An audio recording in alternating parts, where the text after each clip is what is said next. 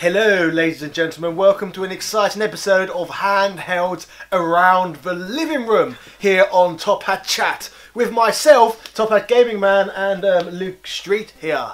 And today our main topic is going to be the Game Boy Color. So Luke, what were your first experiences with the Color device? What's the matter? Nothing, you made me smart. Okay. For once. The Game Boy Color was my first handheld. Was it really? Yeah, around 1998-ish with a copy of Pokemon Red. So basically around the time it was released. Yeah.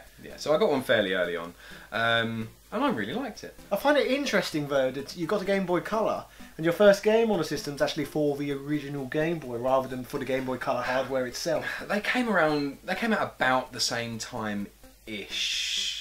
What, the game came out around the same time? Well, not exactly. Like, I found out about it about the same time, so why would I buy an old handheld to play a game that I was just finding out about?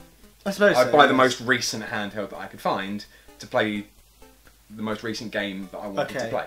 I imported the original Pokemon game from the United States, so I got it earlier than a lot of people in the UK, so I got to experience it on the original hardware before there was a Game Boy Color. Nice. I believe. In fact, did the Game Boy Color come out in 1998 or was it slightly later? Can't remember, but it doesn't really matter. We know it was around that time frame. So, what's that? Oh, it does say 1998. Great, so no one needs to correct us there. Yeah. So, my first handheld was actually the original Game Boy. That's because you're old. I am slightly older than you, yes. And the first games I had on it was Super Mario Land and Tetris. I played both of those. And I actually remember when I first got the system, I didn't ask for it, I was just given it like many stupid things in my life. And Lovely.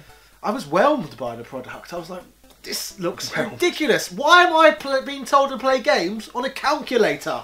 That doesn't make any sense. This looks awful. You mean one like this? Yes. It looked awful, but then after playing it for a little while, I was thinking, oh, this is actually quite fun. It's nowhere near as bad as it looks. Yes. So it looked dated. It looked so bad when it came out, but then I remember giving it some time, playing it. It became my go-to handheld system, and I remember taking this on so many holidays as a youngster, playing it in the Mediterranean, in Florida. It was just great fun. And I also, at exactly the same time, because I was spoilt, I was bought a Sega Game Gear as well.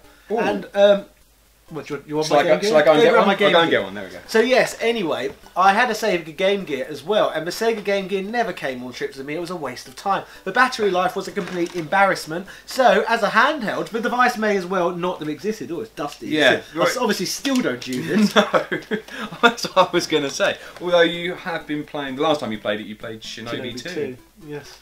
So one of the better choices. So, and also look at the size difference as well. It's not very handheld, is it? It's like, it's not handheldy at all actually. Well, it's useless. It's big and ridiculous, like the Nintendo Switch, isn't it? So you don't really want to be playing a handheld as large as that. That's very switchy actually. Yes, we're going back to the past apparently. Yeah. So yes, we're not talking about the Game Boy or the Game Gear. We're talking about the Game Boy Color. So let's go back. I have one of these as well. Yes. This one this is yours, isn't it? Was this your first one? It was. That's the actual. Yeah, first you one, can tell because the screen is quite scratched, and there's some little dents in the corners, and the back scratched. You still have this bit though. I do. I can't lose that bit. No. No. I think my two Game Boy Colors I lost both of these. So would you say you liked the system? Yes, I did very much so. I really enjoyed it. Older games were given a little bit of colour, so it gave them a bit of a new lease of life, really, considering they would stop snatching. I want to talk. We pass it and talk, okay? So is that how we're going to do this? Yes, this is like the talking stick. Yes, exactly. Okay. So for me, when I got the Game Boy Color, I was extremely whelmed by it. Perhaps even more whelmed with the Game Boy Color than I was with the original Game Boy. You weren't a fan?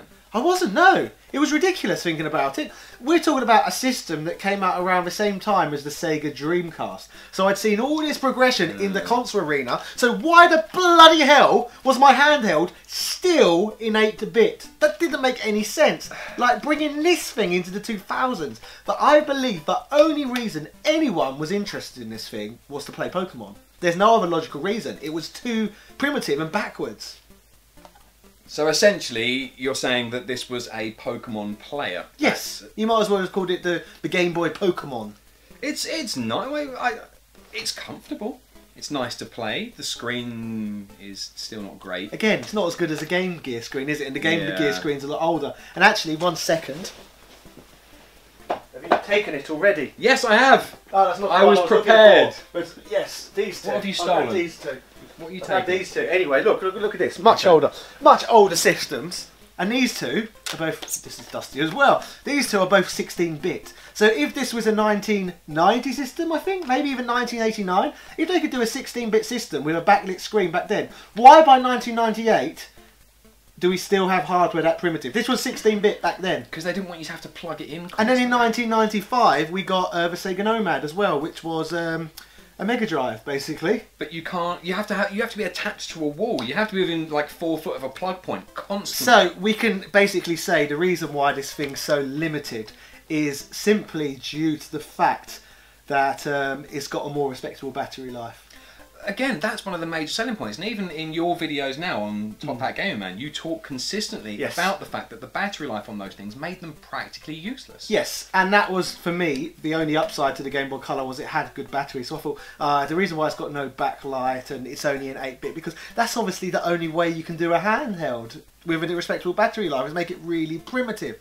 So that's what I expected. But then, 1 second. Where are you going now? You're showing your bum on camera. But What do you around think the you are? same time... No, you're a booby streamer. No, I'm You're flashing your bum on camera. Okay. Around the same time as the Game Boy Color released, this thing was also bloody released. The Neo Geo Pocket Color. Yeah. And the Neo Geo is 16-bit, and the battery life on it is just as good as the Game Boy Color. So if this existed, then why was this again so primitive? It was doable, so why did they make it so limited? Well, at the time when this was actually released, there wasn't a lot of competition. They had this, but And they then- couldn't play Pokemon, so... And then all of a sudden, very, very soon after this was released, you had this. We did, which was 32-bit. So they released this, panicked about this, and suddenly threw these out everywhere to everybody. They didn't actually panic about this. This wasn't that much of a threat No? compared to this, because it's 16-bit. What they panicked about was this! Oh, okay. The Wonder Swan colour. And the reason why they panicked about the Wonder Swan colour, because this is a 32-bit system like the Game Boy Advance, I believe. It could be 16-bit as well, actually. I think it's 32. It was respectably bit. But basically, these power-wise, Snatchy. power-wise, these systems are around the same sort of power. So again, if this could come out, why 8-bit? Do you know what I mean? It's just, well, we know why. We've talked about this before. Nintendo, they basically try and sell stuff what's cheap and easy. They will sell whatever they can get away with. And since Pokemon was such a hot craze, they could get away with selling an 8-bit platform. Yeah, it was as simple as that. In theory, this should have done really, really well, and this should have done really, really well, but neither of those had an exclusive Pokemon game. No, so they didn't really stand a chance. I mean, I think it must be something to do with marketing as well, but I think that must have had a decent say in it. You could even say as well, the PS Vita and the PSP perhaps lost to the DS range as well due to the lack of Pokemon. Well, again, I think there's a strong chance the that's what happened. PSP and the PS Vita are both considerably better consoles as they are than the Nintendo systems. It's the same as these. Like I said, if you put these two as actual systems next to these two are better than these two. Yeah. So, and again, the difference between... Look at the difference. This was where it was most. Look at the difference between those. Do you want me to hold a cup? Yes, it's just like... I've got spare hands. These consoles were always a step behind in terms of power, but the battery life held them through. But that stopped happening. The battery life thing was, like I said, it was fixed as progression went along. However, the systems didn't have Pokemon. Pokemon became the reason to own a Nintendo handheld rather than the battery life. Yeah, it must have been. So overall, can I conclude that the Game Boy Color just wasn't very good outside of Pokemon? Would you agree with that?